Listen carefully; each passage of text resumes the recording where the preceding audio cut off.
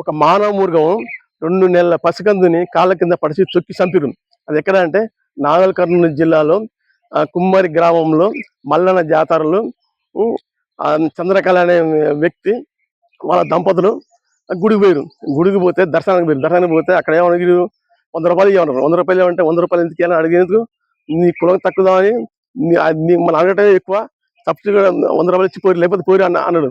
అయితే అనగానే 10 మంది పిలుచుకొచ్చి కొట్టించారు. ఫుల్ కొట్టిస్తుంటే తట్టుకోలేక కాల ఎలా పడ్డా కానీ వదిలిపెట్టకుండా నా చిన్న పిల్లని 2 నెలల పసికందుని కాళ్ళ కింద పెట్టి తొక్కి చంపి హాస్పిటల్ తీసుకుపోతే చచ్చిపోయింది తెలిసింది. తెలిసిన తర్వాత ఈ శ్రీనివాస్ రెడ్డి అనే వ్యక్తి సర్పంచ్. ఆ సర్పంచ్ ఇంత మదం బస్తేందుకు, ఇంత కులం పిచ్చింది. అసలు ఈ రోజు కులాలు ఉన్నాయా? 2026లో ఉందా? లేవు. అయినా కానీ ఎందుకు ఇంత కులపిచ్చి ఎందుకంటే ఇప్పుడు ఎవరైనా వచ్చి మన కాడికి వచ్చి ఏ కులం అని అడిగిననుకో మనం ఏం చెప్పాలంటే మాది మనిషి కులం అని చెప్పాలి, అంతే.